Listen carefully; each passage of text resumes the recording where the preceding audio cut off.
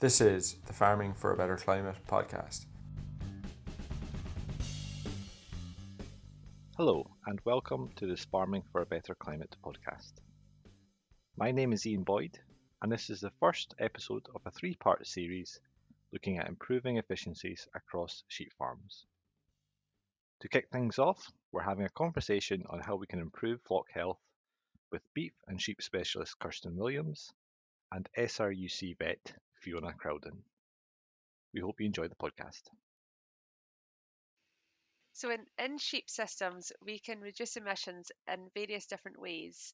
And these can include changes within a lot of different attributes of management, likes of nutrition, genetics, management, and of course health, which is why we're addressing health, and we've got Fiona on today. And there's many health conditions within a flock that can lead to poor productivity and of course waste in the system, which in turn can have a negative impact on the emissions from animals. So saying that we've got several health issues that can impact productivity, we can think about things like a lower growth rate, a reduced body condition score, feed conversion, longevity, and the list can go on. So Fiona, let's discuss these.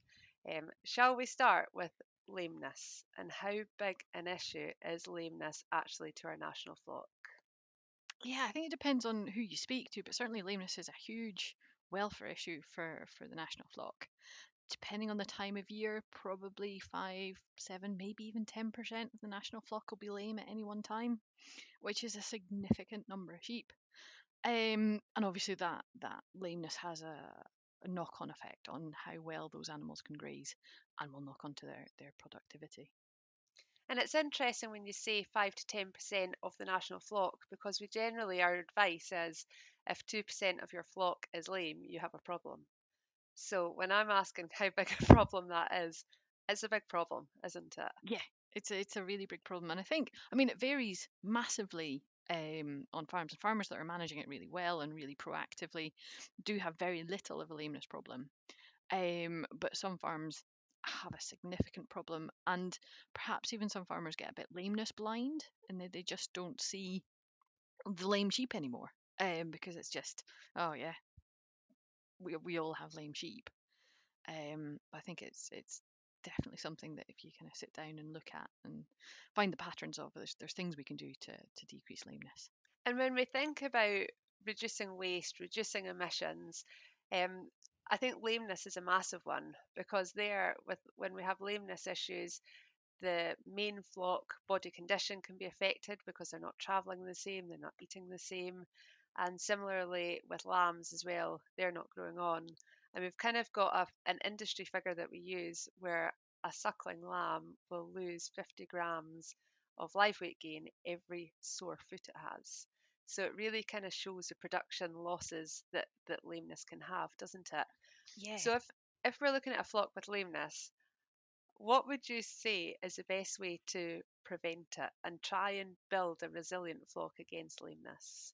Yeah, it's a challenge, and I think it really needs a tailored approach to every farm, because every farm is different, every system's different, every farm's got different resources of time and equipment and handling facilities. So it does take quite a tailored approach, and it does change, but there's definitely commonalities across the approach. Um, and we kind of come around to the 5 point plan, and hopefully most people are familiar with the 5 point plan. If we tootle through them just quickly as a quick revision. When we're talking about lameness, we're thinking about infectious lameness. So that usually scad or scald, that can progress into foot rot. So they're kind of considered in the same basket. And then there's COD, contagious ovine digital dermatitis. That's the kind of red, horrible lesions you get on the coronary band, the kind of hoof capsule loss. It's kind of just, it's really nasty. And they kind of sit together when we think about managing infectious lameness, because although COD is a different condition caused by different bacteria, a good number of sheep with COD have started off with foot rot. And there's a bit of a kind of symbiosis between those two, that, foot rot and COD together on a farm. If you control the foot rot, the COD can get controlled kind of just almost by accident alongside it. So we'll consider it all together. Thinking about the first point is just to avoid the pathogens, the bacteria on the feet of the infected sheep with clinical disease. As they walk around, they kind of leave little puddles of bacteria in their footsteps. And where there's wet and muddy conditions, those bacteria thrive. You get other sheep following in their footsteps, quite literally, and that's how your disease spread. So avoiding kind of muddy gateways, muddy bits around troughs and bits of the farm, especially in handling facilities, can decrease transmission from those points of view. And also disinfection. So we can use things like builder's lime on those bits where we can't do anything else. If we can't dry them up, we put some hardcore down and it's still getting it a bit muddy. We think about adding builder's lime to those sorts of areas and disinfecting things. Moving on from there, we really want to be treating our animals, lame animals, really quickly after the first sign of lameness, because if you catch it soon, that animal doesn't spread as many bacteria over the pasture. So prompt treatment, appropriate treatment. If you don't know what you're looking at, it all looks a bit weird. Take a photo and ping it to your vet. And they've got WhatsApp and email and all sorts of these sorts of things. Most of these infectious lamenesses can be diagnosed by sight, and then use that vet advice to treat things effectively. Be wary of foot trimming. Foot trimming has been shown to increase lameness. So the good news to everybody, still routinely foot trimming. You don't have to. Please don't. It is an excellent way of spreading lameness within your infectious lameness within your flock, which I suspect is not what you're trying to do when you're trimming your sheep's feet.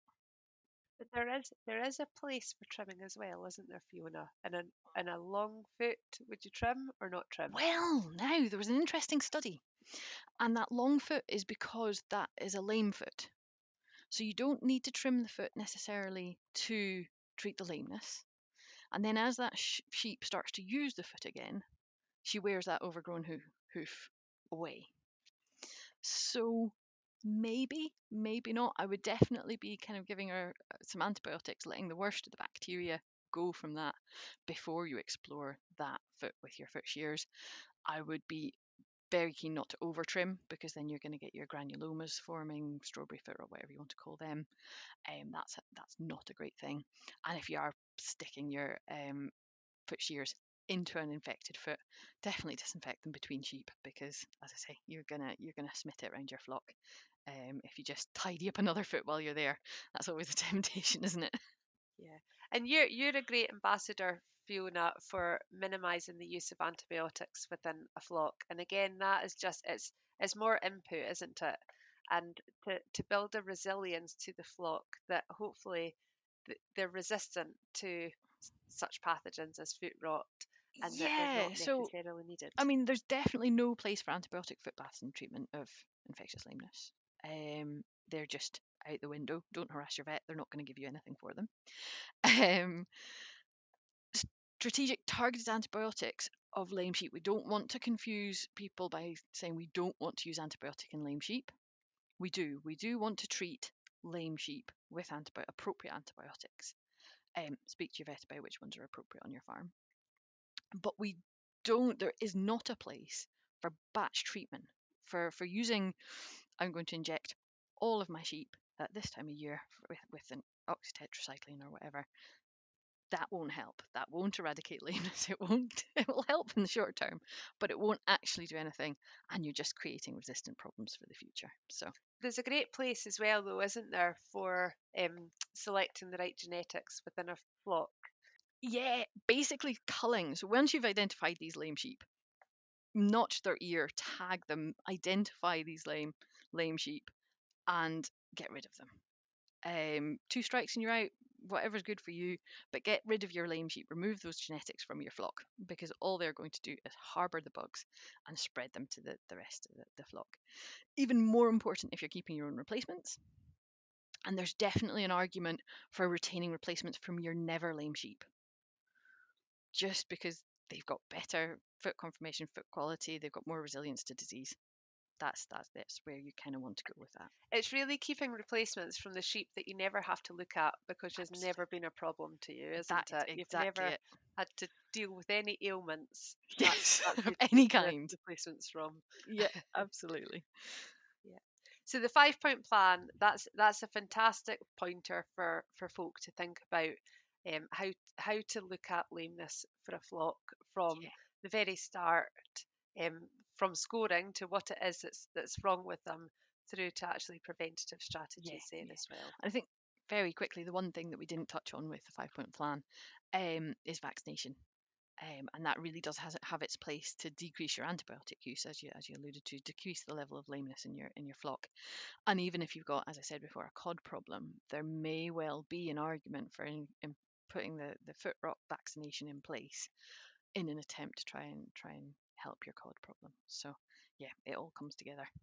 Yeah, and lameness, like I'm maybe going back in a circle here, but the lameness is a huge production loss within the national flock, and there's loads of figures go about. Like I said, the 50 grams per foot for a sore foot. There's also a kind of other figure gets banded about, but there's a reduction in growth rate between 1.5% and 7.5%. When you're putting inputs into them, they're eating your forage, they're eating feed that you've imported, then to be losing weight, it's all losses to the flock. And then if we're trying to think of actually how this helps with reducing emissions, the more you can get from less is always better to combating any production losses as well as emission losses as well. Yeah, I mean, not least the thin ewes are not going to have as many lambs. When you're talking about figures, there was one, I think, adequately controlling lameness in a proactive manner and getting your lameness level down will leave you with round about £4.65 per ewe per year in your pocket. So it's not to say you don't have to pay out anything, but if we're talking money instead of grams, yeah, there's that sort of, It shows yeah, the losses, doesn't it's it? not insignificant, no, and it's Yeah. all insidious losses that you don't necessarily see easily. Yeah.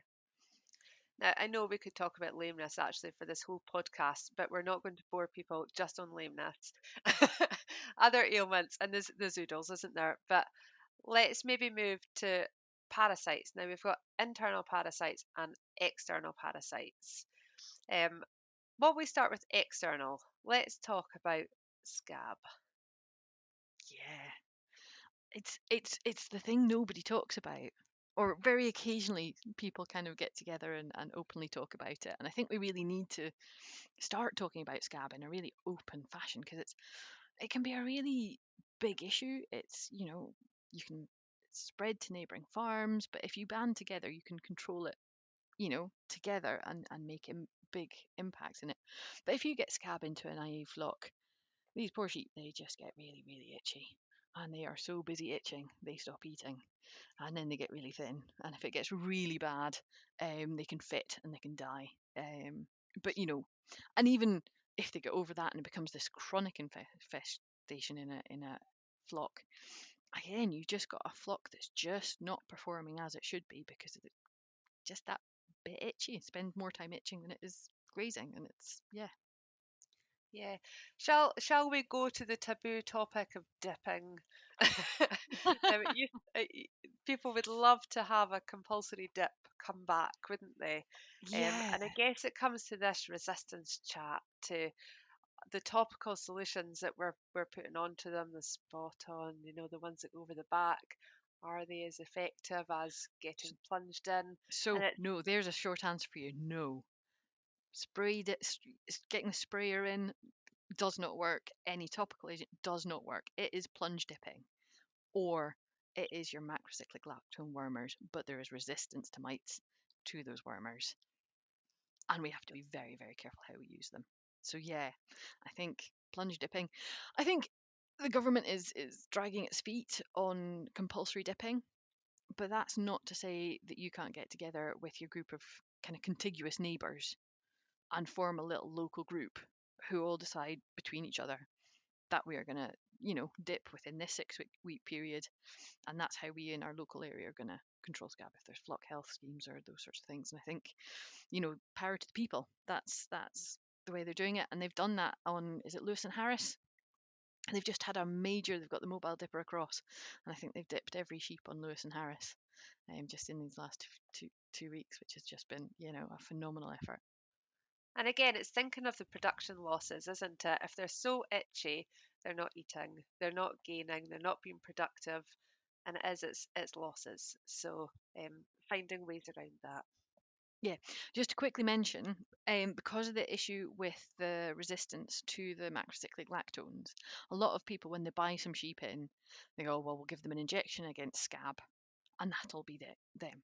The danger is, though, if they've got resistant mites. If they've got resistant mites, you won't necessarily see it because they won't develop clinical signs within that quarantine period, or they won't necessarily. You mix them with your flock, and you've got scab in your flock like that. So there is now a blood sample we can use.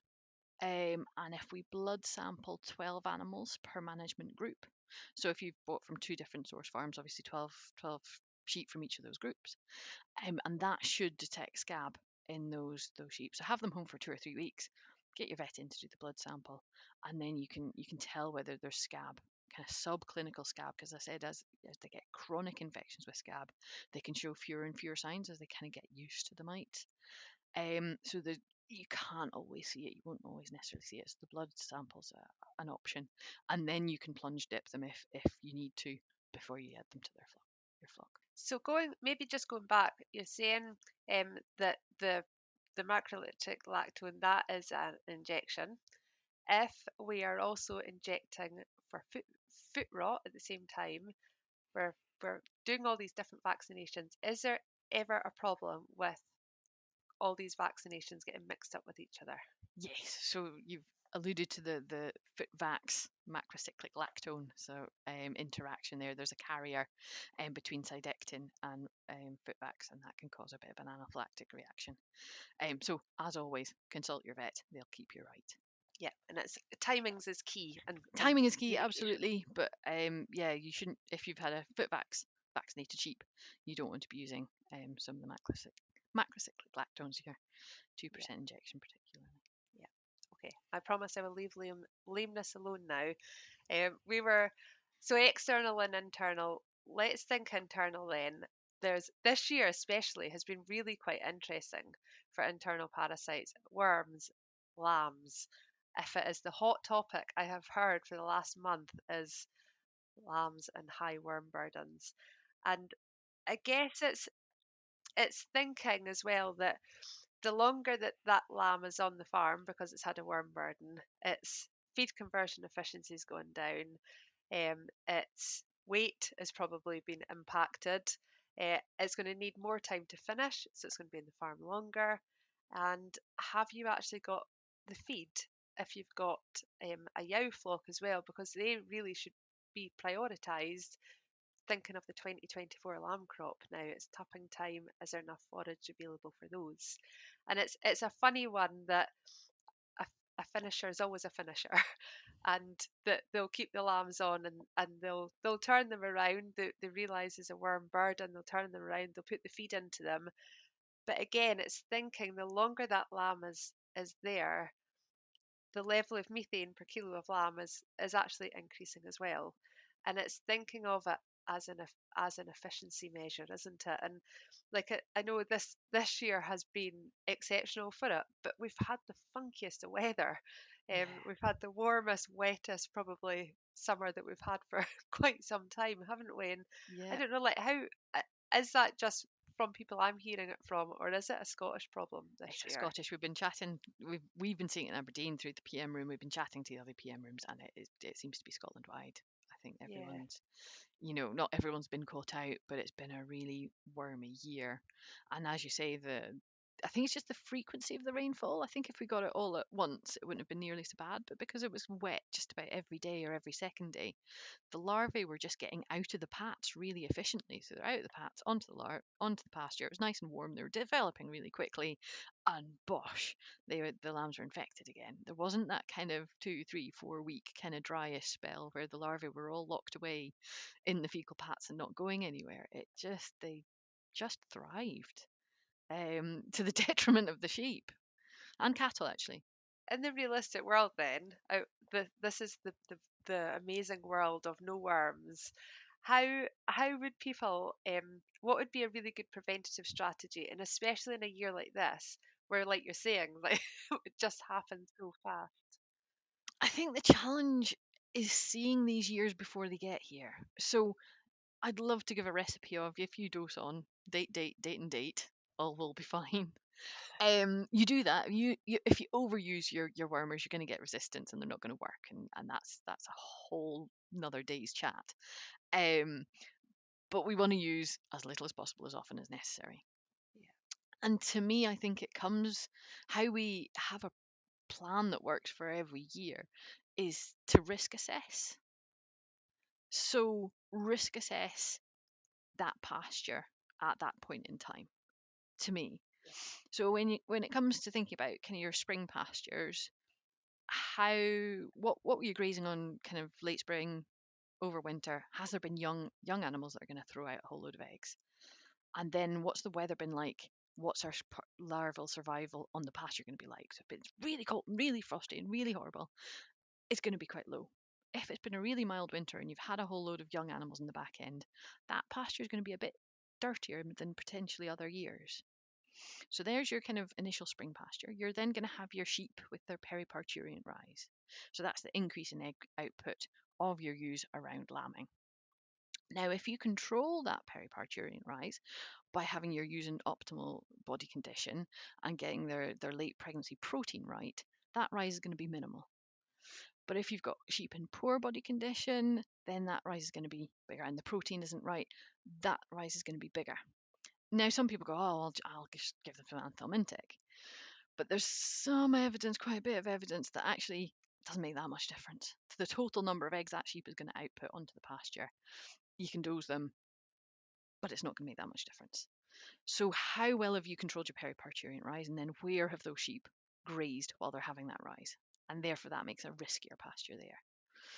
And then looking towards kind of the back end of the year, where have those lambs been? What have those lambs been? If they've been a park full of singles, they're probably not going to put out nearly as many eggs as your park full of twins. So your single pastures are going to be slightly less dirty than your twin pastures. They're going to be slightly less at risk than your twins of ingesting large numbers of larvae. And then you've got your lovely silage aftermaths that are beautiful and hopefully clean. And then there's all the pasture length and all that sort of thing. But really looking at what the weather's doing, how well are those larvae getting out of the pats, how many eggs are being produced by those lambs, and therefore what's the larvae level on the pasture going to be, and then going, right, when do I need to either worm egg count, probably worm egg count, to see what those lambs, and then really refine the timing of my anthelmintic drench based on a kind of risk assessment. And we tend to always have a wee spike at weaning time, don't we? When the lambs eat more grass and therefore probably eat more larvae as well. And I think people are really good at controlling that time and looking at fecal egg counts. It's this later in the season. It's almost like the 3-4 weeks after weaning time, isn't it? Yeah, I think it depends where those lambs go, but yeah, it is really challenging. I think that some of the weaning spike certainly is because just before weaning, maybe pasture's getting a little bit in short supply. They're grazing closer to the ground, so they're going to be taking in more larvae because the larvae don't go like going up high because the UV light, they don't survive dry and light, so they stay kind of fairly low to the ground. And then if they're competing with their mums before weaning, it's the lambs that graze closer to the fecal pats and so get more larvae. So actually, possibly, if you can wean a bit earlier and separate them away. You know, we don't have to use anthelmintics to kind of necessarily do all our control. There's an awful lot of management things we can do that is not drugs, and if there's no drugs involved, then it's nicer on your pocket and you don't have to worry about resistance so much, and they'll work when you need them to. Thinking, I guess, so for people that are going forward for next year, if they've been hit this year and they're making a set plan, and it's and if they've got Don't quite a make a lot of set plan, but if you've because got it'll be quite a a lot of different weather next year. yeah, if It you've got can't be a dirty set plan. pasture this year, Yes, it's methods to think. So silage is a really nice one to break the silage, cycle. cattle, Grazing adult cattle, sheep. yep, yep. You know, So stick you're something else across it that's not going to be affected, and it's going to mop up some of those larvae. and if none of those are possible or you want to go completely extreme, you can always plough it. and put Yeah, in a break crop or something yeah. for a year. Or throw in a herbal lay or something interesting and different. And the herbal lays are an interesting parasite management. There's some suggestion that the larvae don't get up the different shaped um, leaves so efficiently. So not only are there kind of high tannin plants that can have an anthelmintic effect in those on those mixed pastures, but also the larvae don't get at them. So they're an excellent choice. I told you I could talk about everything for hours on this podcast. We're gonna have to move on. Before we move on, thinking of this time of year and new sheep coming in, let's talk biosecurity then. So you're buying some new breeding sheep. You're not going to just put them straight in with the tup. What are you going to do with them, Fiona? Oh, hopefully do some sort of parasite control in them, because the last thing you want to do is buy in somebody else's resistant parasites. So I'm talking not only about worms here, but fluke as well. We don't want, if you've not got triclobenzol resistant fluke on your farm, you don't want to buy them in. Ideally, if your quarantine pasture can be dry, so it doesn't have a snail habitat, because obviously the fluke life cycle goes through the snail. So if there's no mud snails, no wet mud snails, then you can't cycle through a life cycle. So while you're treating these sheep, probably, yeah, talk to your vet about your fluke plan, fluke quarantine dose, but putting them in a dry pasture where there's no way of that fluke completing its life cycle is a really important thing to think about when you're identifying your quarantine pasture. And then thinking about your worms, you want to be using a group 4 or 5, so that's your purple or your orange. To use some trade names if I'm allowed, is your Startect or your Solvix, to try and remove any resistant worms that are in them. But there's always the chance that there's worms that could be resistant to the Startect or the Zolvix. So it's really important, having done that and removed as many as you can of those resistant worms, that you then put those sheep onto a dirty pasture.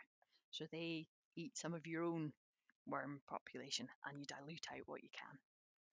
So you were just talking about fluke there, and I'm going to hit you with a really horrible question, I'm afraid. But like, the changing climate is a thing.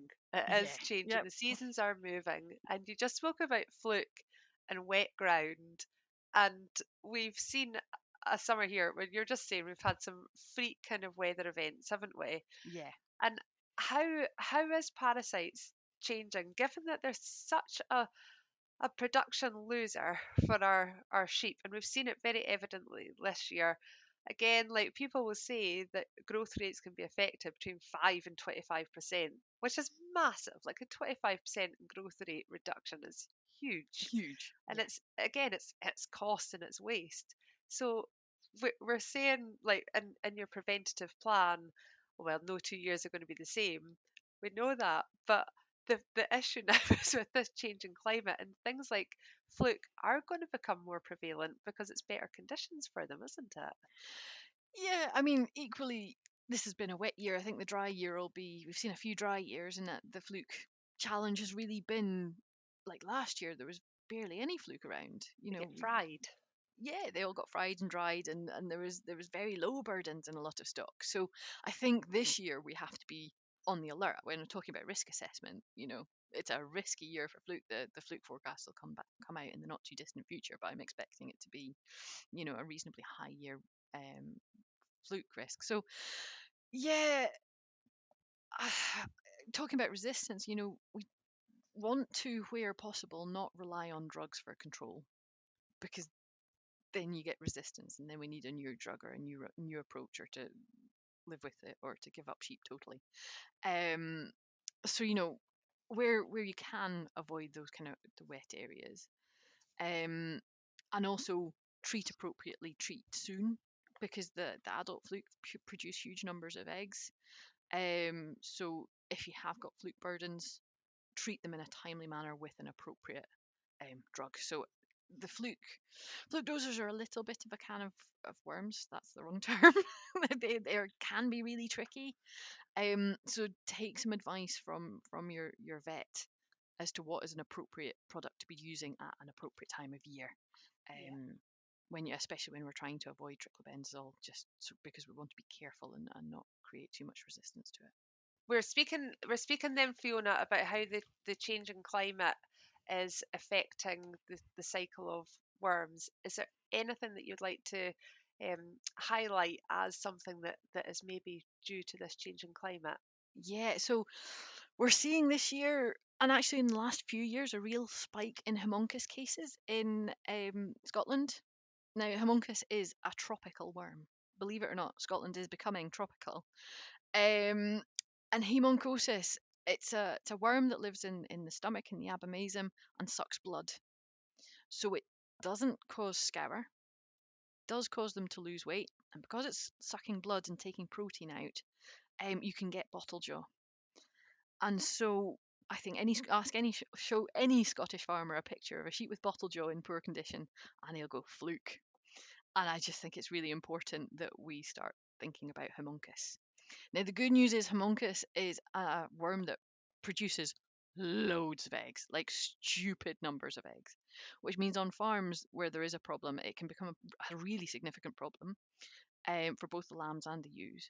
But a simple fecal egg count, if it's around 10,000 or above 10,000, we start to get pretty suspicious that there's homuncus causing a problem there.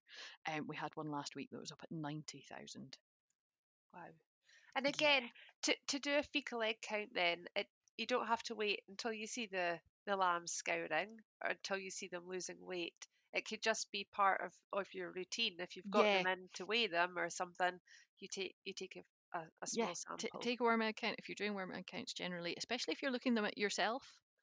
There's the slight danger that you look at kind of 10,000 and go, oh, sugar, better worm these, and it not click that actually this could be homuncus, this could be affecting your ewes as well because they don't get resistant to homuncus like they do the other worms. So it could be affecting your ewes as well. If that doesn't go detected, you'll end up kind of putting the tops out, putting your hands on your ewes and going, oh, hang on, what's happened here? And that could be, yeah, catastrophic, as we've kind of alluded to a few times, kind of carbon wise, condition wise, pregnancy wise, next year lamb crop wise. So yeah, one to be aware of, I think. So we have done lameness, we have done parasites, and I'm going to finish on a big one. I promise this is the last one, but it's a big one, and it's iceberg diseases. So we've mostly spoken so far about like feed conversion ratio and growth rates, but my goodness, when we get into iceberg diseases, we've got everything going on, haven't we? Performance, condition score, barren rates, culling increase. There's so many flock production problems there. And again, we're thinking back to the efficiency as well as emissions. And if we've got, for example, like a high culling rate, then obviously we need to have more sheep coming into the system. But at the same time, if those sheep are dry for longer and they're not being productive, then there's more emissions coming off. So we're trying to really produce the most efficient flock by trying to reduce some of these problems. So I'm saying iceberg diseases. Do you want to just explain, Fiona, what an iceberg disease is? Iceberg disease, they're just incredibly well named because the bit you see of the, the disease that they're causing is just a tiny tip of the production losses that will be going on your farm. So there's 5 iceberg diseases. 4 of them cause ill thrift. And so they're mydevisna, or MV. OPA is ovine pulmonary adenocarcinoma, which is an infectious tumour of sheep's lungs. There's Johne's disease, and there's CLA, which is caseous lymphadenitis, which produces those lovely pustules that you see on some sheep's necks. And then the other one is Borders disease, and it tends to have more kind of reproductive effects rather than production limiting effects. And it is, if you've got cattle, it's BVD for sheep. Some people might just make that association reasonably cleanly. So those are your iceberg diseases. And yeah, they can cause, as you say, just really significant impact as they spread through your flock and have more and more impact over time.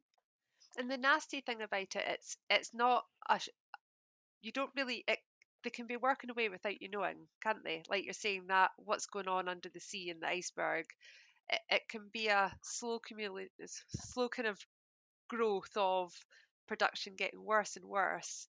But because it's not a big bang, you maybe don't realise. So how would people start to identify if they do have a problem with iceberg diseases? Yeah, so I think testing is the answer to your question. Just to give you an example of what you're talking about, of it kind of being a really slow burner, my Divisna, usually by the time the farmer's seeing clinical signs, when he's, I think, oh, Mr. Vet, I think I've got a problem, or Mrs. Vet, I think I've got a problem here.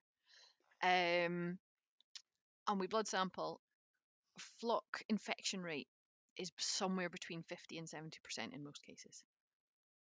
So by the time you think you've got MV, boy, have you got it. You've got like at least half, if not 3/4 of your flock will be infected with that production limiting virus at the time of diagnosis. And that's just so significant. You know, you're pretty much culling start again at that point.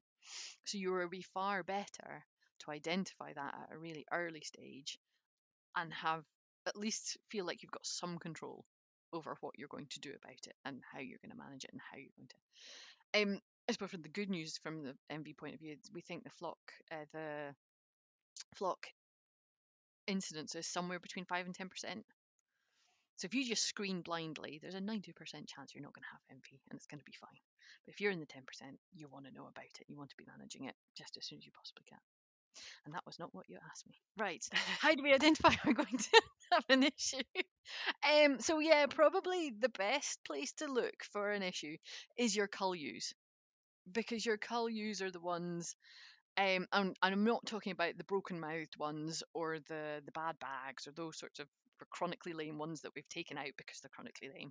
I'm talking about the ones that you're culling because they're in poor condition. And particularly those that are a bit younger and in poor condition, you don't really know what's going on. Those are the ones that are at the highest risk of having an iceberg disease, especially those production limiting iceberg diseases. And so if we test those sheep and they're all clear, we can feel reasonably happy that we don't probably have those iceberg diseases in our flock this year. And if you're buying in replacements from various sources every year, then that's probably a test you want to do pretty regularly, if not every year. And in a closed flock, actually, if you maybe do that for 2 or 3 years and you're clear and you are completely and totally and utterly truthfully closed, then you might be okay just to go, I can rest on my laurels and test again in a few more years. And I think that the cull yow screening is actually something that people are maybe put off with because, oh, that's expense. I'm going to have an income for these yows that go off. But actually, if they're really lean, you probably have to put quite a lot of resource into them to try and get them off in the first place. And Yeah. for the information that you gain from doing that, it's actually massive. And okay, it's only a handful of sheep, but over a flock, it can really take you forward, can't it? So there's two main ways, and of cull screening, and you're alluding to one of them, which is looking for post-mortem exam. So take 4 of them, cut their throats, either on farm or at one of the SRUC post-mortem rooms. We do a really reasonable rate for doing that and looking for why these sheep are thin, and we'll look for everything when we do that. Your other option is to do some blood sampling. Now it's more expensive, it's significantly more expensive, but as you say, you retain the value of the sheep. And it probably breaks even either way, if we're honest. But the information you get by doing one or the other is definitely there. And you don't have to screen for all of the diseases. So we can blood sample for Myelin Visna, we can blood sample for Johne's disease, CLA, and we can also do an antibody test for Borders disease. So we're not looking for it's a bit like your BVD check test. We're not looking for those individual animals to be affected, but we're looking to see if they've been exposed. And therefore have you got it in your flock. So that's what we're looking for there. The only thing it doesn't do, the only iceberg it doesn't do is OPA. You can, if you're suspicious of OPA, you're probably going to be seeing that kind of percentage of ewes being really slow and puffy going through the gates. The term Yagzitsi is running disease. You'll be hopefully a little bit suspicious about OPA, in which case post-mortem is an awesome idea. If you've got a vet who's really good with the scanner with respect to OPA, you can get them scanned for OPA if you don't want to put them down. And we're saying here, like, do your blood test, do your cull yow screen, whatever fits the best. But I think often that first realizing that you've got a problem is probably the first hurdle, isn't it? And even some simple production data, like if you've got a rearing percentage or a scanning percentage, and you can see it slowly going down, and you're not just overly sure why, Yeah. then it's a nice way just to think, right, I need to look at this. If I had another 10% of lambs in a year, my profit margin could be so much more attractive. I think it's identifying the problem. It is really identifying the problem and then deciding what you're going to do about it. And it's awfully easy to stick your head in the sand and not look, especially when Yes, it costs money to look. exactly, um, exactly. but it costs you much, much, much more not to know, both kind of carbon footprint wise and money in your pocket wise. You know, it's much more costly not to know than it is to know that, you know, I've got this and this is what And I'm we're going to do about actually it. quite lucky at the moment as well, because the Scottish Government has actually got some assistance for us just now to look into some of these infections, haven't They they? have free money. So yes, the preparing for sustainable farming has got three parts to it. So it's got the carbon audits, it's got the soil sampling, and then it's got these animal health and welfare investigations. Now the good news is the animal health and welfare, really simple. It is a single side of A4 of a claim form that needs signed by your vet, to say that you've done what you said you've done, and what you've said you've done is really quite straightforward. So there is money, for Scottish farmers for investigating roundworms, fluke, scab, lameness, and iceberg diseases. Coincidentally, all the things we've talked about today. Indeed. But those are the things that were identified as the major production limiting things, and kind of things that have the biggest carbon footprint in Scottish sheep farming. And basically, all you have to do is do some testing, chat to your vet about the results, and make a plan afterwards. And for that, for each of those interventions, you can claim £250, and you can claim for up to 2 interventions in 2023, 2 interventions rather in 2024, and they'll throw in an extra £250 on your first claim for further reading, development, going on a course, something like that. So that's really useful, really straightforward.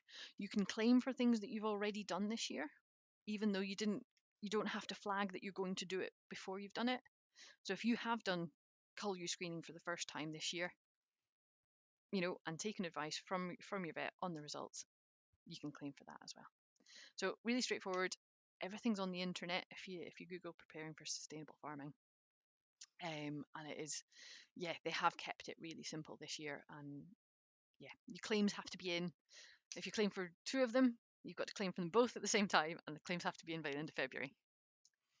And I think it's a really good thing that people should really take advantage of, to be Yeah. honest. Like, they're your £750 for your first year to really try and understand some underlying health conditions within the flock, to then increase your productivity and take the enterprise forward. Take the opportunity to sit down with your vet and chat about the lameness problem, or the kind of the wormy year you've had, or the, you know, whether you've got an iceberg disease. There's, you know, and even sometimes that chat that shapes the testing, you might not decide that you need to do all of the testing for your iceberg disease. You might just test for a few. That all counts towards it, and it's still, you're not obliged to do all of them. Yeah. Finally, final question, Fiona, and I'm going to put you on the spot with this one and make you think.